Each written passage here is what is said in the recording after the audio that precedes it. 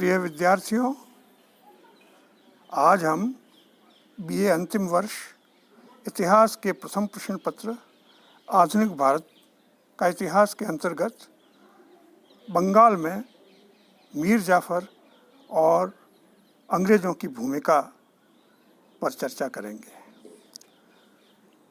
प्लासी के युद्ध के बाद 29 जून 1757 को क्लाइव ने मीर जाफर को बंगाल का नवाब घोषित किया और स्वयं सेना लेकर मुर्शिदाबाद चला गया। बंगाल की जनता इस युद्ध एवं परिवर्तन से पूर्णतः उदासीन थी। मीर जाफर अयोग्य व्यक्ति था। क्लाइव ने शीघ्र यह प्रकट कर दिया कि शासन की वास्तविक शक्ति उसके पास है और मीर जाफर नाम मात्र का नवाब है। क्लाइव ने जगत सेठ के माध्यम से बंगाल में हुए सत्ता परिवर्तन के लिए मुगल बादशाह की स्वीकृति भी मंगवा ली।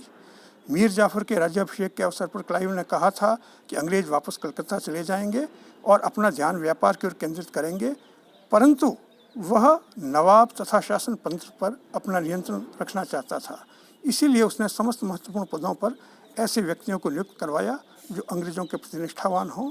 उसने षड्यंत्रकारी राय दुर्लभ को मंत्री पद पर नियुक्त करवाया। क्लाइव ने राय दुर्लभ के साथ अलग से एक गुप्त समझौता भी किया, जिसमें राय दुर्लभ ने क्लाइव के समस्त दावों को समर्थन देने का आश्वासन दिया। राय दुर्लभ नवाब के विरुद्ध निरंतर षड्यंत्र करता रहा। नवाब ने राय दुर्लभ को हटाना चाहा, किंतु क्लाइव के हस्तक्षेप के कारण नवाब कुछ नहीं कर सका। बिहार के नायब सूबेदार राम नारायण ने भी क्लाइव के साथ अलग से समझौता कर रखा था। वह शासन चलाने के लिए क्लाइव से निर्देश प्राप्त करता था। उसने नवाब के आदेशों का कभी सम्मान नहीं किया। नवाब उसके विरुद्ध भी कोई कार्यवाही नहीं कर सका। शासन तंत्र पर नियंत्रण स्थापित होने के बाद क्लाइव ने बंगाल के भारतीय अधिकारियों को निर्देश भिजवाए कि वे अपने अपने क्षेत्रों से फ्रांसीसियों को पकड़कर अंग्रेजों को सौंप दें। इन्हीं दिनों नवाब के 2 जमींदारों ने विद्रोह किए। क्लाइव ने नवाब को निर्देश दिया कि वह तुरंत विद्रोह को दबाए। इसके लिए क्लाइव ने 500 सैनिक भी दिए। इस सहायता के बदले में क्लाइव ने बंगाल में शोरे के उत्पादन पर एकाधिकार प्राप्त कर लिया। केवल 15% शोरा नवाब के लिए छोड़ा गया। शोरे का उपयोग बारूद बनाने में किया जाता था। इस कारण नवाब की सेना और भी कमजोर हो गई। इसी समय शाहजादा अली गौहर, जो कि मुगल बादशाह शाह आलम द्वितीय बना, इस समय अवध में भटक रहा था। बंगाल, बिहार, उड़ीसा की अव्यवस्था का हाल सुनकर उसने इन प्रांतों में अपना भाग्य आजमाने का प्रयास किया। उसे अवध के नवाब से सैनिक सहायता भी मिल गई। 3 अप्रैल 1759 को उसने पटना पर आक्रमण किया और मीर जाफर से कुछ असंतुष्ट सरदार गुप्त रूप से शाहजादे से मिल गए। पटना के नायब सूबेदार राम नारायण ने अली गौहर को मार भगाया। उस समय क्लाइव अपनी सेना के साथ युद्ध स्थल के निकट ही था। उसने विजय का सारा श्रेय स्वयं ले लिया। उसका मानना था कि शाहजादा ब्रिटिश सेना के भय से भाग खड़ा हुआ। इसके लिए मीर जाफर ने क्लाइव को व्यक्तिगत जागीर प्रदान की। 1760 ईस्वी में अली गौहर ने पुनः बिहार पर आक्रमण किया, परंतु इस बार भी वह असफल रहा। अब अंग्रेज मीर जाफर के रक्षक कहलाए जाने लगे। इसी समय डच व्यापारियों ने बंगाल प्रांत में पटना, ढाका, पीपली, चिंसुला तथा कासिम बाजार के निकट फैक्ट्रियां स्थापित कर रखी थीं। बंगाल प्रांत के भीतरी भागों में भी उनकी शाखाएं थीं। बड़ा नगर तथा चिंसुला के प्रदेश उनके अधिकार में ही थे। जब सिराजुद्दौला ने कलकत्ता पर आक्रमण किया था, तब उसने डचों से सहायता मांगी थी, परंतु डचों ने नवाब को सहायता नहीं दी। उस समय अंग्रेजों ने भी डचों से सहायता की याचना की थी, परंतु डचों ने उन्हें भी सहयोग नहीं दिया था। जब अंग्रेजों ने फुल्टा द्वीप में शरण ली, तब डचों ने अंग्रेजों को सहायता पहुंचाई। जब मीर जाफर की सहायता से बंगाल में फ्रांसीसियों के प्रभाव को क्षीण कर दिया गया, तो डचों को अपने भविष्य की चिंता लगी। अंग्रेज लेखकों ने आरोप लगाया है कि डचों ने मीर जाफर से साठगांठ कर ली। यह आरोप सत्य प्रतीत नहीं होता।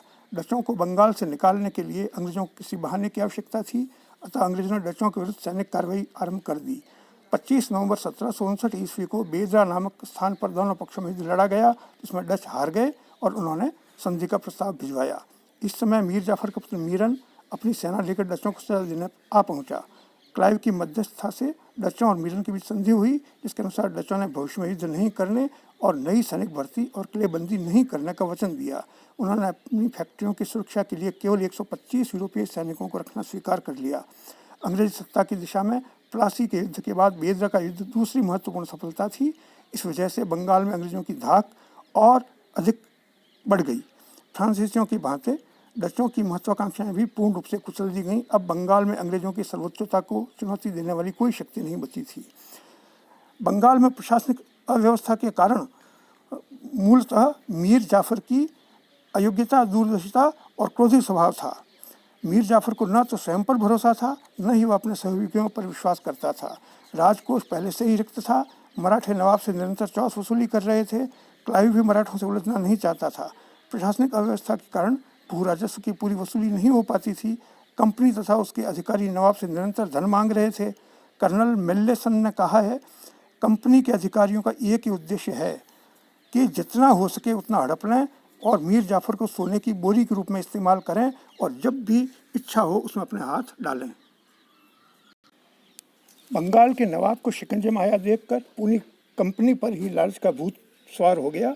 इस धारणा के आधार पर कि कामधेनु मिल गई है और बंगाल की संपदा अक्षय है, कंपनी के निदेशकों ने बंगाल में अपने अधिकारियों को निर्देश दिए कि वे बम्बई और मद्रास प्रेसिडेंसियों का खर्च उठाएं।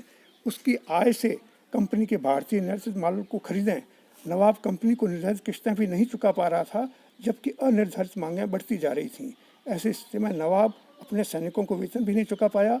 कंपनी के दबाव पर नवाब को बर्दवान, नदिया तथा हुगली के क्षेत्रों से राजस्व वसूली का अधिकार तब तक के लिए कंपनी को सौंपना पड़ा जब तक उसकी किस्तों के बराबर धन की वसूली नहीं हो जाए। ब्रिटिश इतिहासकार पर्सियल स्पीयर ने इसे खुली और बेशर्म लूट का काल बताया है। वस्तुतः जिस समृद्धि के लिए बंगाल प्रसिद्ध था, उसे तेजी से नष्ट किया जा रहा था। 25 फरवरी 1760 को क्लाइव हॉलवेल को कंपनी का प्रभार सौंपकर स्वदेश लौट गया। जुलाई 1760 में वेंसिटार्ट को फोर्ट विलियम का गवर्नर बनाकर कलकत्ता भेजा गया। कलकत्ता काउंसिल के 16 सदस्यों में से अनेक सदस्य उससे वरिष्ठ थे, अतः उन्हें वेंसिटार्ट की नियुक्ति पसंद नहीं आई। कलकत्ता काउंसिल के अधिकांश सदस्य धनलोलुप तथा भ्रष्ट थे। ऐसे लोगों के मध्य वेंसिटार्ट ठीक ढंग से कार्य नहीं कर सका। स्थिति उस समय और भी विषम हो गई जब उसके 3 समर्थक सदस्यों को काउंसिल की सदस्यता से हटा दिया गया और उनके स्थान पर उसके विरोधियों को नियुक्त किया गया। वेंसिटार्ट के प्रमुख विरोधी एलिस को कंपनी की पटना स्थित फैक्ट्री का अध्यक्ष नियुक्त किया गया। कंपनी के पदाधिकारियों में जिस तेजी के साथ बदलाव आ रहा था, उससे मीर जाफर के लिए कठिनाइयां उत्पन्न होने लगीं। शाहजादा अली गौहर का भय अब भी बना हुआ था, क्योंकि कुछ स्थानीय जमींदार सरदार उसे गुप्त सहयोग दे रहे थे। मराठे भी चौथ वसूली के नाम पर निरंतर बंगाल में आते रहते थे। अंग्रेजों ने नवाब के समस्त संकटों बराबर सहायता दी, परंतु उन्हें सदैव यह शिकायत बनी रही कि नवाब और उसके पुत्र मीरन की तरफ से उन्हें पूरा सहयोग नहीं मिलता है। जब मीर जाफर ने अंग्रेजों के समर्थक राजदुर्लभ को मंत्री पद से हटा दिया तो अंग्रेजों का संतोष और बढ़ गया। 3 जुलाई 1760 को किसी ने मीरन की हत्या करा दी, जिससे अंग्रेजों को नए नायब नवाब की नियुक्ति का अवसर मिल गया। उन्होंने मीर जाफर के दामाद मीर कासिम को इस पद पर नियुक्त करने का निश्चय किया, जो उनके निर्देशों पर चलने और उन्हें काफ़ी भेंट उपहार देने के लिए तैयार था। उसने अंग्रेज अधिकारियों को ढेर सारे बहुमूल्य उपहार दिए, जिससे अंग्रेज अधिकारी प्रसन्न हो गए। उन्होंने मीर जाफर को पदच्युत करके मीर कासिम को नया नवाब बनाने का षड्यंत्र रचा ताकि उन्हें और धन मिल सके। मीर जाफर की जगह मीर कासिम को नवाब बनाए जाने की घटना को बंगाल के इतिहास में 1760 ईस्वी की रक्तहीन क्रांति कहते हैं। इसके कई कारण थे। पहला, कंपनी के अधिकारियों तथा कर्मचारियों को लगातार रिश्वत एवं उपहार देते रहने से मीर जाफर का खजाना खाली हो गया था। वह न तो कंपनी को वार्षिक किस्त चुका पाया, न अपने सैनिकों को वेतन दे सका। दूसरा, कंपनी के समस्त कर्मचारियों को नवाब से भेंट उपहार लेने की आदत हो गई थी। जब नवाब उन्हें धन नहीं दे सका तो वे नवाब से नाराज हो गए और किसी दूसरे व्यक्ति को नवाब बनाने की सोचने लगे। नंबर 3, अंग्रेजों की लूट खसोट से मीर जाफर भी तंग आ चुका था, इसलिए वह भी अंग्रेजों के चंगुल से मुक्ति का उपाय सोचने लगा। नंबर 4, अपने युवा पुत्र मीरन की हत्या से मीर जाफर को भारी सदमा पहुंचा, जिससे वह शासन की तरफ विशेष ध्यान नहीं दे पा रहा था। इस कारण बंगाल में व्यापार वाणिज्य ठप होने लगा था, शांति व्यवस्था लड़खड़ाने लगी थी। 5वां, अंग्रेजों को विश्वास था कि मीर जाफर के स्थान पर जिसे भी नया नवाब बनाया जाएगा, उससे उन्हें पर्याप्त धन और कंपनी को अधिक सुविधाएं मिलेंगी। इस समय दक्षिण भारत में फ्रांसीसियों विरुद्ध लड़े जाने वाले युद्ध के कारण अंग्रेजों का कोष खाली हो चुका था और मद्रास के अधिकारी बंगाल में नियुक्त अधिकारियों से लगातार धन मांग रहे थे। बिहार में नियुक्त अंग्रेजी सेना को वेतन नहीं चुकाया जा सका था, इस कारण वहाँ के सैनिक बगावत कर सकते थे। इस आर्थिक संकट से उबारने के लिए कंपनी को मीर कासिम ही दिखलाई पड़ा, क्योंकि उसके पास काफ़ी धन था और वह नवाब बनने की इच्छा भी रखता था। ऐसी स्थिति में 27 सितंबर 1760 ईस्वी को वेंसिटार्ट ने मीर कासिम साथ एक गुप्त समझौता कर लिया, जिसमें मीर कासिम को नवाब बनाने का वचन दिया गया। इसके बदले में मीर कासिम ने अंग्रेजों को कई वचन दिए। पहला, मीर कासिम हर हाल में अंग्रेजों के प्रति निष्ठा रखेगा। दूसरा, मीर कासिम अंग्रेजी सेना के व्यय के लिए उन्हें बर्दवान, मिदनापुर और चिटगांव के प्रदेश देगा। तीसरा, अंग्रेजों को सिलहट में उत्पादित सीमेंट का आधा भाग 3 वर्ष तक खरीदने का अधिकार होगा। चौथा, मीर जाफर में कंपनी की जो बकाया धनराशि है उसे मीर कासिम चुकाएगा। पांचवा, दक्षिण में कंपनी द्वारा लड़े जा रहे युद्धों के लिए मीर कासिम 5 लाख रुपए की सहायता देगा। छठा, मीर कासिम कलकत्ता काउंसिल के सदस्यों को 4,52,000 पाउंड उपहार में देगा। इस राशि में से 50,000 पाउंड वेंसिटार्ट को, 27,000 पाउंड हॉलवेल को तथा 25,000 पाउंड प्रत्येक सदस्य को दिए जाने थे। इस संधि के बदले में ब्रिटिश सेना मीर कासिम को बंगाल की शासन व्यवस्था को सुचारू रूप से चलाने में सहयोग देगी। इस समझौते को गुप्त रखा गया। इस कारण मीर जाफर की भनक नहीं लगी। अक्टूबर 1760 ईस्वी में वेंसिटार्ट ने सेना सहित मुर्शिदाबाद में जाकर नवाब का महल घेर लिया। वेंसिटार्ट ने नवाब से गद्दी छोड़ने के लिए कहा। इस पर नवाब अत्यंत क्रोधित हुआ, किंतु जान बचाने के लिए उसे वेंसिटार्ट की बात माननी पड़ी। उसने निर्वाह भत्ता तथा सुरक्षा का आश्वासन मिलने पर मीर कासिम के पक्ष में गद्दी त्याग दी। इसके बाद वह कलकत्ता चला गया और वहीं रहने लगा। मीर कासिम को नवाब घोषित कर दिया गया। मीर जाफर को गद्दी से उतारने के औचित्य पर प्रकाश डालते हुए कलकत्ता काउंसिल ने कहा, नवाब मीर जाफर क्रोधी, क्रूर, लालची और विलासी प्रवृत्ति का था तथा उसके निकट के व्यक्ति पूर्णतः दास, खुशामदी तथा उसकी बुराइयों की पूर्ति के साधन बने हुए थे।